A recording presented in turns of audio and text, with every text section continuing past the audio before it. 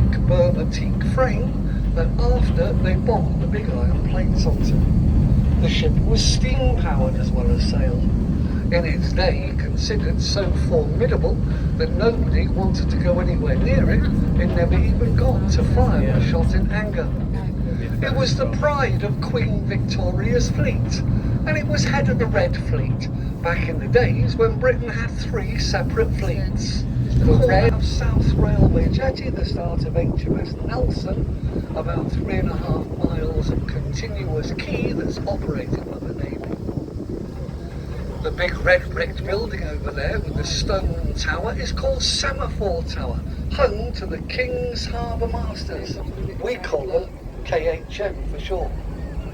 They have total control of every vessel's movement in and around the port, from the smallest workboats right up to the largest of the cross-channel ferries. Always watching with radar and CCTV, we have Ministry of Defence police launches patrolling 24 hours a day. The blue building over to the right of us was the waiting room of a Victorian railway station. Quite literally, it was the end of the line or the last stop for the troop trains, the supply trains, and now and again even the occasional royal train was stopping here. Now we're just coming up to the back of the Prince of Wales, second of the 2 QEC or Queen Elizabeth class carriers at 65,000 tonnes. These are the largest carriers built for the Navy, and they were mostly built in Rosyth. 284 metres long, 39 metres wide at the waterline, 73 metres wide on the top deck is 36, but they can easily manage up to 70. Most of the aircraft carried will be the F-35B, Lightning II multi-role fighters, the rest all the different types of helicopter.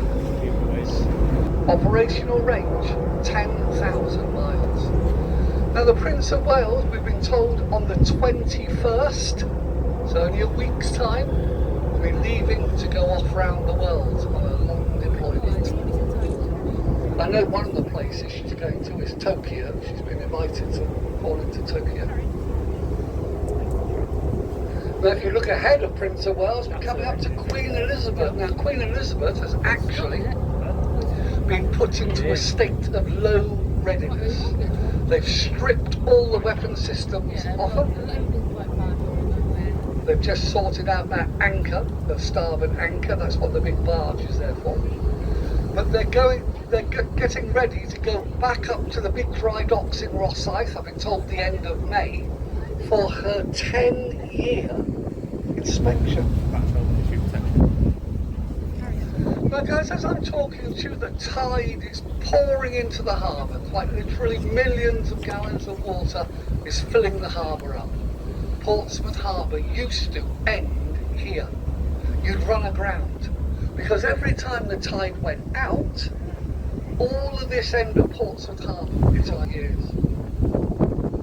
Folks, remember when we started the harbour tour, I said look out into the mist, you can see warship Mersey. Well, this is her sister ship, warship Tyne, they're still painted. Now there's one more, warship 7. And you notice they're all river names, because they are river class patrol boats. There's 3 of them. Now they used to be fisheries protection ships, up until about 3 years ago, when finally the Navy can hand over those duties to 2 civilian ships. So they took these little guys out of service, upgraded them, painted them. They are offshore patrol vessels, 6 daring class Type 45 guided missile destroyers. Now the Dauntless, the one we're just coming up to, came back from Wales.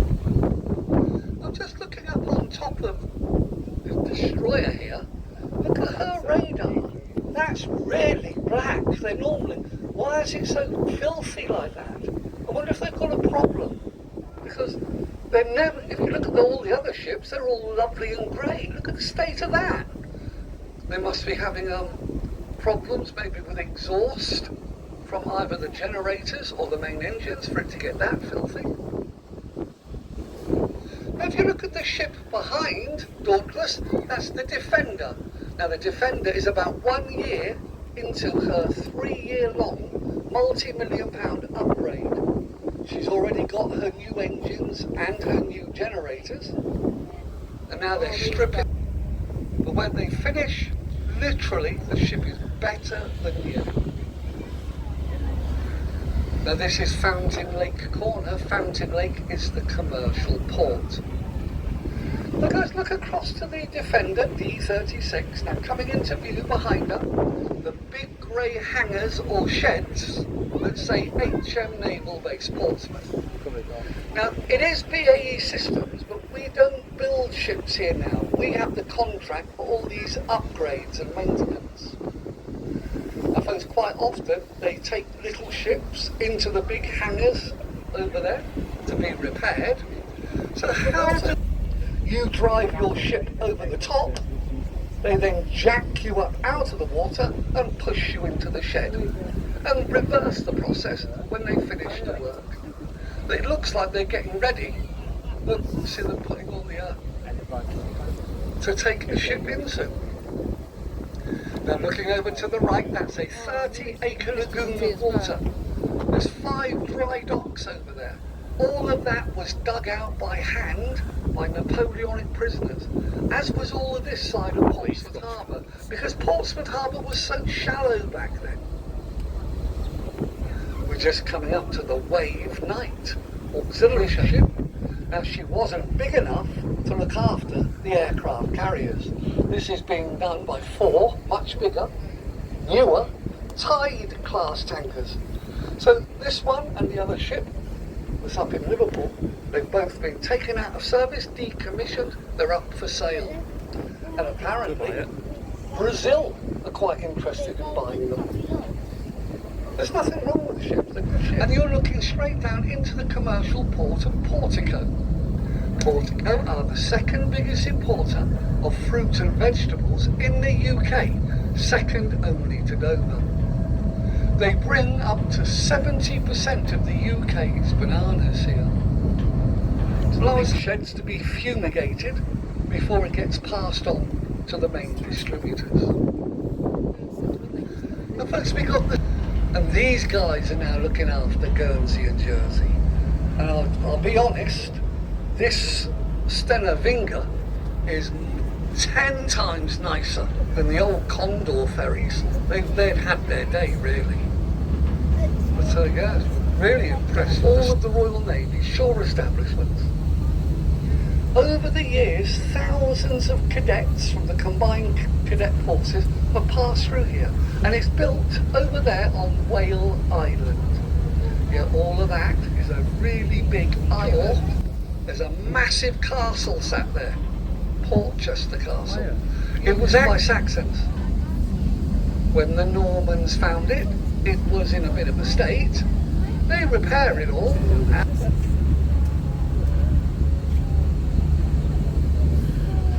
Alright guys, have a look over to the left hand side. I think this is the brand new Brittany ferry. Willem, let's have a look when she comes past. Get ready as well if you want to get nice photographs of the carriers. Now as I make my way across the channel, let's just buck up a little bit so we get right out of the way of the inbound ferry. Now over the other side of the harbour, covered in green bushes and trees, is Burrow Island. Ask any of the locals, they call it Rat Island. For a short time over here they dumped the dead bodies. Can't see any people. We'll have a look at the back if there's any vehicles on board as she comes, but she's loaded well down. Look at her. Look at that paint job, lovely. Brand new. And of course LNG, one of the more efficient green ships. What do you think guys? If you saw the old one, the Normandy, you'd understand what the point I'm putting across here. She has had her day. Well, I can't see any people sat in the windows. normally there's people stood underneath these life rafts, so as I said, we'll have a look at the back of the ship to see if there's any cars, lorries, whatever in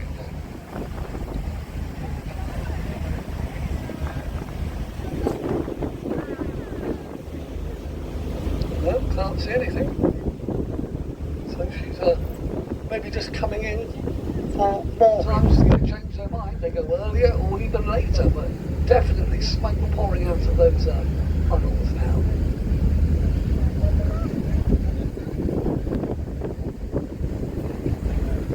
Now just ahead of us over to the right here is the OFJ, Oil Fuel Jetty. Look how far this jetty stretches out from the shore until it gets to the deep water dry dock number 2, and that's where she will remain forever now. Ahead of us and over to the right is the entrance to Hasler Creek, and Hasler Creek was HMS Dolphin, the Royal Navy submarine